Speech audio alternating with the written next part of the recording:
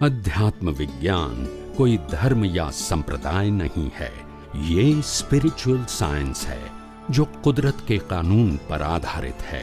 ये विज्ञान पूरे ब्रह्मांड के सभी रहस्यों को उजागर करता है और जीवन के सभी पहलुओं को समझने के लिए एक नई दृष्टि देता है। इसी को आर्ट ऑफ विजन कहते हैं, दुनिया को देखने की एक नई दृष्टि, जो अध्यात्म विज्ञानी परम पूज्य स्वामी श्री कमलेशानंद जी के निर्देशन में सनातन सत्य का अनुसंधान कर हमारे जीवन को प्रकाशित करे। जय सच्चिदानंद। आपकी बातें सुन सुन करके मेरे भीतर वैराग्य का अंकुरण हो रहा है, क्योंकि मैंने भी पहले काफ़ी अध्ययन किया और मेरा अच्छा जीवन का सेटअप है। तो कृपया ये मेरे मन में हमेशा एक प्रश्न लगा रहता है कि आपके अनुभव ज्ञानी मुझे मिले हो, आपकी कृपा मुझे मिली है और आपकी सनिधि मिली है, और आपने मेरे में क्या गुण देखे हैं वो आप ही जाने, क्योंकि परम विनय से मैं अज्ञानी हूँ, कुछ नहीं जानता हूँ। लेकिन ये अवश्य है कि मैं इस जन्म में मोक्ष की नींव लगाना चाहता हूँ। तो कृपया मुझे ऐसा सूत्र, ऐसा विज्ञान, ऐसा नुस्खा दीजिए कि जिसको मैं पालन करके, अध्यात्म विज्ञान को पालन करके नींव लगाऊं। जाना करना तो परमात्मा की इच्छा है, और उस नींव के उस जो मेरे स्टेप्स है उसके ऊपर धीरे धीरे इस जीवन में प्रगति करता रहूं, ताकि मेरा अगला जन्म अगर संभव हो ईश्वर की कृपा से, मेरे पुण्य की कृपा से, तो सिमंदर स्वामी के चरणों के अंदर मेरा जन्म हो और उत्तरोत्तर प्रगति करके, मैं कहने का अर्थ ये कि मेरे भीतर ये एक चाह पैदा हो रही है, कि इच्छा पैदा हो रही है कि मैं जल्दी से जल्दी मुक्त होना चाहता हूँ, क्योंकि मैंने सनातन सत्य को समझा है, कुदरत के कानून को समझा था। इसका परम लक्ष्य मुक्ति है। तो कृपया मार्गदर्शन दीजिए मुझे कि किस तरीके से मैं वो अपने लक्ष्य को आगे से आगे बढ़ाता रहूं। सामाजिक और धार्मिक सत्य के माध्यम से या तो शास्त्रों के माध्यम से जो कुछ भी जानने की, समझने की जो कोशिश किया है, ये सब रिलेटिव सत्य होने के नाते हम सनातन सत्य की ओर आगे नहीं बढ़ सके। क्यों नहीं बढ़ सके? क्योंकि सभी लोगों ने या तो सामाजिक जिम्मेदारी को निभाने की बात कही, और व्यवहार में तो कहेंगे ही, या तो धार्मिक जिम्मेदारी निभाने की बात कही, मगर सनातन सत्य की बात हुई ही नहीं। हमको समझ में भी नहीं आई, मिले भी नहीं, माध्यम भी नहीं बना।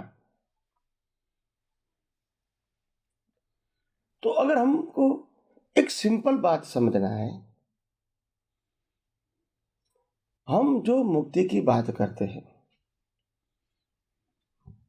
तो सबसे पहले मुक्त कौन होगा और मुक्ति किससे करनी है? मेरे को छूटना है, पत्नी से छूटना है, परिवार से छूटना है, घर से छूटना है, संपत्ति से छूटना है, तो एक मॉडल बना के इससे मेरे को मुक्ति पाना है। और मुक्ति कौन पाऊंगा? ये मनोवचन काया। ये सिंपल बात है, चाहे आप इसको साधु कहो या सन्यासी कहो, मगर वो मुक्ति पाना चाहते हैं। किससे? संसार से, रिलेटिव सत्य से, परिवार से, साधन संपत्ति और संबंध से, और वो त्याग कर देता है। तो एक ये मुक्ति है। दूसरी मुक्ति हम आध्यात्म मुक्ति कहते हैं, जो अज्ञान, कर्म और जन्म मरण से मुक्ति पाना, उसको मुक्ति कहते हैं। तो आप समझ सकते हैं कि मुक्ति पाने के लिए भौतिक बाह्य जीवन में भी मुक्ति पाने के लिए स्थूल चीजों को छोड़ना पड़ता है, ताकि हम ऐसी चीजों के साथ जो राग द्वेष होते थे, साधन संपत्ति संबंध और सत्ता में, उससे हम दूर रहें और कुछ ज्यादा शास्त्र पढ़ सकते हैं, साधना कर सकते हैं, और किसी के पास से ज्ञान ले सकते हैं, दे सकते हैं। में हमारे पास समय होता है। आध्यात्म के मार्ग में यह माध्यम नहीं है। आध्यात्म के मार्ग में आपको जो अनुभव करना है वो सिर्फ आत्मा का करना है। हालांकि आत्मा खुद चेतन, अविनाशी और अनंत शक्ति वाला है, इसीलिए सिर्फ आत्मा की प्राप्ति के लिए अनुभव करना है, आत्मा के लिए कुछ करना नहीं है। वो सर्वशक्तिमान है। जैसे हम जन्म से मौत तक शरीर के लिए कर सकते हैं, उनके लिए खाना बनाना, पैसा कमाना, परिवार को निभाना, शादी करना, बच्चे करना, इसको निभाना, इसको हवा पानी खुराक देना, इसको सब सुविधा देना, उसके स्वास्थ्य की टेक केयर करना, ये सब कुछ हम करते हैं क्योंकि इसके माध्यम से हमको संसार चलाना है और कर्मों के भुगतान करना है। धर्म भी इसके माध्यम से चलता है, जिसको हम कहते हैं फॉर्मेट। इसको किसी को भगवान मानना है, किसी को गुरु मानना है, कोई मंदिर को फॉलो करना है, कोई मंत्र को फॉलो करना है, कोई शास्त्र को फॉलो करना है, कोई संस्था को फॉलो करना है, कोई रिचुअल्स को फॉलो करना है और वर्तमान गुरु शिष्य को फॉलो करना है और फंक्शन को फॉलो करना है। ये सब फॉर्मेट है, ये धर्म में आता है। और दोनों फॉर्मेट जो होता है, सामाजिक और धार्मिक, ये दोनों फॉर्मेट के ऊपर आध्यात्म है। ये दोनों सत्य के ऊपर आध्यात्म विज्ञान है।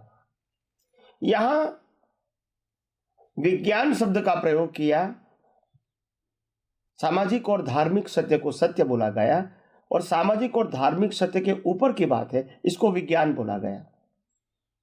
ऐसा क्यों कहा गया? क्योंकि आध्यात्म है वो कुदरती कानून के ऊपर आधारित है और सामाजिक और धार्मिक बातें परिस्थितियों के ऊपर आधारित है, समाज के ऊपर आधारित है, आप किसको बिलीव करते हैं उनके ऊपर आधारित है। सबके लिए सब नहीं हो सकता। तो ये रिलेटिव सत्य होने के नाते बहुत सारा ऑप्शन है। सनातन सत्य में ऑप्शन नहीं होता है। तो हम अगर मुक्ति पाना चाहते हैं तो रिलेटिव सत्य में कुछ करना पड़ेगा, वो सब्जेक्ट नहीं रहेगा।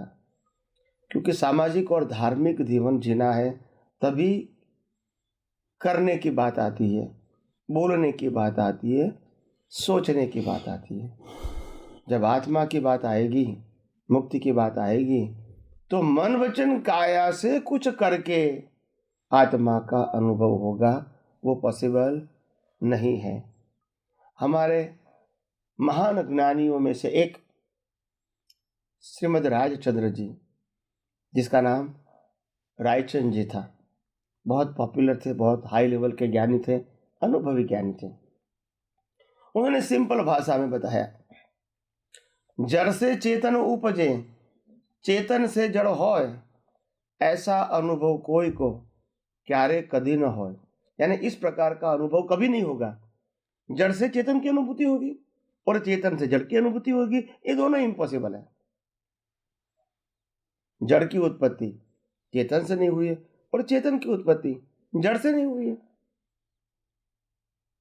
दोनों के बीच जो अज्ञान का माध्यम है प्रतिष्ठित आत्मा, इसके आधार से जैसा पुरुषार्थ करोगे वैसा कुदरत हमको संजोग देगी, इधर संसार बढ़ाने का या तो संसार समाप्त करने का। वो आपके पुरुषार्थ के ऊपर आधारित है, वो बाहर जड़ चेतन की अवस्थाओं के ऊपर आधारित नहीं है, आपके भाव पुरुषार्थ के ऊपर आधारित है। और ज्ञानी पुरुष दादा भगवान, जिसका नाम हम कई बार ले चुके हैं ये प्रोग्राम में भी, वो दादा भगवान का जो आप्त सूत्र था उसमें सबसे पहला सूत्र है, अगर आपको मोक्ष में जाना है तो कुछ भी करने की जरूरत नहीं है, अगर आपको संसार में भटकना है तो सब कुछ करने की जरूरत है। वो पहला सूत्र है, फर्स्ट। ज्ञानी पुरुष दादा भगवान, वो मैंने पहले 1-2 एपिसोड में बताया था, मिथ्या ज्ञान, मिथ्या दर्शन और मोहनीय कर्म। ये तीनों चीजों का एक नाम है अज्ञान, वो भी मैंने बताया था। तो जहां तक अज्ञान है वहां तक आत्मा की अनुभूति और मुक्ति का मार्ग सरल और सहज नहीं होगा। मगर जब आपको अज्ञान मिटाने का रास्ता मिलेगा, 6 तत्वों की बात समझ में आएगी, कुदरती कानून समझ में आएगा और मन वचन काया और 5 इंद्रियों से दिखती हुई सब दुनिया, पूरी दुनिया जब कुदरती रचना के रूप में ही है ऐसा समझ में आएगा, फिर मैं शरीर हूं, मैं शरीर के लिए जी रहा हूं, मैं परिवार के लिए जी रहा हूं, मैं समाज के लिए जी रहा हूं, मैं राष्ट्र के लिए जी रहा हूं, ऐसी दृष्टि मेरी नहीं होगी, क्योंकि मैं शुद्ध आत्मा हूं और इसका ही अनुभव करना है। मैं शरीर हूं, इसका अनुभव नहीं करना है। अगर मोक्ष की बात है तो ये सनातन सत्य समझोगे, कुदरत, कुदरती कानून और कुदरती रचना, ये जितना समझोगे फिर आपको क्रिया के रूप में, स्पीच के रूप में, थॉट के रूप में क्या करना है वो तो आपका सब्जेक्ट नहीं रहेगा, वो तो कुदरती कानून है और कुदरती रचना है। मगर दृष्टि क्या होनी चाहिए? मैं चेतन, अविनाशी और सभी प्रकार की अनंत शक्तियों वाला मैं शुद्ध आत्मा हूं और मेरे अलावा मन वचन काया, उनकी अवस्था और 5 इंद्रियों से अनुभव में आती पूरी सृष्टि, वो क्या है? कुदरत, कुदरती कानून और कुदरती रचना है। इतना ही समझना है मेरे ज्ञान और दर्शन के रूप में। तो जो ज्ञान दर्शन शुद्ध रहेगा तो चारित्र तो शुद्ध रहेगा, उनका रिजल्ट है। और अगर ज्ञान दर्शन का उपयोग में, जितना ज्ञान दर्शन का उपयोग परफेक्टली शुद्ध का यथार्थ रूप में नहीं कर सकते हो, संजोगों में प्रयास करते हुए भी, तो ये ज्ञान दर्शन का उपयोग शुद्ध आने में, शुद्ध रहने में समय लगेगा। इसका नाम है सम्यक तप, वो भी मैंने बताया था। तो सम्यक ज्ञान दर्शन चारित्राणी मोक्ष मार्ग,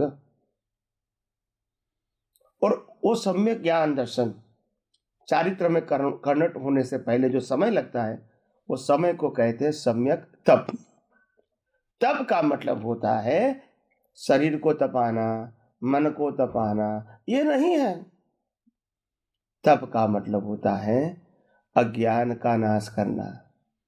जो अज्ञान नाश हो जाएगा तो ज्ञान दर्शन तो एक्सेप्ट है ही। और इसीलिए जितना भी ज्ञान दर्शन होगा आपको सही, तो इतना तब भी कम होगा और चारित्र का अनुभव जल्दी होगा। तो इसीलिए हम सब अपने जीवन के अंदर इसी प्रकार की बातों को जितना भी गौर से समझने की कोशिश करेंगे, यथार्थ रूप से समझने की कोशिश करेंगे, तो मैं समझता हूँ ये विज्ञान को समझना और अपने गोल जो मुक्ति है वो पाना डिफिकल्ट नहीं होगा। जब कोई बात संसार की पाना है तो डिफिकल्ट है, क्योंकि वो कुदरत के ऊपर अधीन है। मगर जब आत्मा की अनुभूति है वो तो हम खुद हैं, वो कुदरत के ऊपर डिपेंडेंट नहीं है। तो आइए हम सब यही आध्यात्म विज्ञान को और गौर दृष्टि से समझने की कोशिश करें और अपनी दृष्टि, अपने ज्ञान, दर्शन और चारित्व उज्जवल बनाए। यही मेरी शुभकामना है कि एक तरफ तो जड़ है और एक तरफ चेतन है। जो हमारा मन वचन काया है या शरीर है, ये तो जड़ है, और चेतन है, सत है, ज्ञान दर्शन वाला है, जो सच्चिदानंद है, वो हमारा चेतन तत्व है। तो इन दोनों को बांधे किसने रखा है? जो मिश्र चेतन है उसने इसको बांध रखा है, जो कि आप अज्ञान कहते हैं, जो रिलेटिव सत्य कहते हैं। कृपया इस मिश्र चेतन को हम किस तरीके से अलग करें, यानी अज्ञान को हम किस अलग करें, तो जड़ चेतन और मिश्र चेतन, इसकी व्याख्या अध्यात्म विज्ञान की दृष्टि से थोड़ा गहराई में जाकर के बताइए हमें। जड़ चेतन और मिश्र चेतन, आत्मा शरीर और आत्मा और शरीर के बीच जो मिश्र चेतन है वो प्रतिष्ठित आत्मा है। शुद्ध चेतन, मिश्र चेतन और मैकेनिकल चेतन। शुद्ध चेतन को आत्मा कहते हैं, मिश्र चेतन को प्रतिष्ठित आत्मा कहते हैं और मैकेनिकल चेतन को प्रकृति कहते हैं। मैकेनिकल चेतन वो control and govern by the law of nature. मिश्र चेतन है वो हमारा पुरुषार्थ है और शुद्ध चेतन है वो हमारा मूल स्वरूप है। तो ये तीनों बातों को हम गौर से समझने की कोशिश करेंगे। आत्मा क्या है? आत्मा कैटालिस्ट है। कैटालिस्ट का मतलब होता है उद्दीपक। उद्दीपक का मतलब होता है परमानेंट है और रहेगा। उसका न कभी बिगिनिंग है, न कभी एंड है, न कभी आदि है, न कभी अंत है। उसका न जन्म है, न जीवन है, न मृत्यु है। वो था, है और रहेगा। आत्मा का स्वभाव भी रहेगा वही, और आत्मा का क्वालिटीज है अनंत ज्ञान, अनंत दर्शन, अनंत सुख, अनंत शक्ति, वो भी वही रहेगा। चैतन्यता भी आत्मा में वही रहेगी, कम ज्यादा नहीं होगी। फिर दूसरी बात आती है शरीर की। ये शरीर क्यों मिला हमको? तो शरीर कर्मों के भुगतान का साधन मात्र है, मगर हमने कर्मों की भुगतान को सुख और दुख रूप में बांटा। कर्मों की भुगतान को पुरुषार्थ माना। कर्मों की भुगतान को भी हमने प्राप्ति माना। कुछ पाया, कुछ खोया, ऐसा माना। बस ये हमारी गलती है, क्योंकि दुनिया के हर इंस्ट्रूमेंट हमको यही बताता है, कार जब बनती है तो बहुत सारे पुर्जा के असेंबल होने से कार बनती है। इसको हम इंस्ट्रूमेंट कहते हैं जो बाय करते हैं, और हम इसको चलाते हैं और मेंटेन करने के लिए पेट्रोल डालते हैं। और ये मशीन जो मन वचन काया रूपी जो कुदरत ने दिया है, कर्मों के भुगतान का साधन, उसमें भी हवा, पानी, खुराक का पेट्रोल डालना पड़ता है, तभी ये मशीन चलता है, नहीं तो नहीं चलता है। कार को भी मेंटेन करना पड़ता है, मन वचन काया वो मेंटेन करना पड़ता है for a good health. Car को भी हम रिपेयरिंग करते हैं, शरीर को भी रिपेयरिंग करना पड़ता है, जिसको हम कहते हैं हॉस्पिटल और डॉक्टर की ट्रीटमेंट। कार को भी उसका आयुष्य होने के बाद स्क्रैप कर लेते हैं, उनका अस्तित्व खत्म हो जाता है, पुर्जा पुर्जा अलग हो जाता है और वो समाप्त हो जाता है, स्क्रैप। मन वचन काया भी इसको जला दिया जाता है जब रोल खत्म हो जाता है, कर्मों का भुगतान खत्म हो जाता है, आयुष्य कर्म खत्म हो जाता है, शरीर को जला दिया जाता है, और वो शरीर जो पंच महाभूतों से बना है, इसमें अपने आप विलीन हो जाता है। देखिए कितनी सिंपल बातें हैं, इसमें कोई गोल गोल टेढ़ी मेढ़ी बातें नहीं है, मगर हम मशीन को मशीन ही नहीं मानते हैं। इससे बड़ी अज्ञानता क्या हो सकती है? हम कार को मशीन मानेंगे, मकान को मशीन मानेंगे, और सारे इंस्ट्रूमेंट को हम मशीन मानेंगे, क्योंकि मेन मेड है। यस और नो? हालांकि ये शरीर की उत्पत्ति भी मेन मेड ही है, मगर यहां मनुष्य के पास चॉइस नहीं है, हिसाब है। बाकी सब के अंदर आपके पास पैसा है तो खरीद भी सकते, नहीं भी खरीद सकते, वो चॉइस होती है। पैसा है तो लोगे ही, वो भी जरूरत नहीं है, और नहीं पैसा है तो नहीं लोगे, वो भी जरूर नहीं है, डिपेंड। कहने का मतलब ये है, जहां तक हम मशीन का क्रिएटर, ऑपरेटर, डिस्ट्रॉयर कुदरत को नहीं समझेंगे, वहां तक हमको मशीन और मशीन की अवस्था, सत्ता, संपत्ति, संबंध और साधन में मोह रहेगा। और जब मोह रहेगा, साधन के ऊपर मालिकी रहेगी और साधन की अवस्थाओं के ऊपर मोह रहेगा, वहां तक तो राग होता ही रहेगा, कर्म बनता ही रहेगा और जन्म मरण चलता ही रहेगा। तो प्रतिष्ठित आत्मा का रोल क्या है? प्रतिष्ठित आत्मा का रोल यह कि दुनिया के सनातन सत्य को जानने की कोशिश करो। अगर मोक्ष में जाना है तो, नहीं जाना है तो भी सनातन सत्य समझते तो अच्छी बात है, टेंशन नहीं होगा और जीवन आपका सरल हो जाएगा, हर परिस्थिति को आप स्वीकार करेंगे।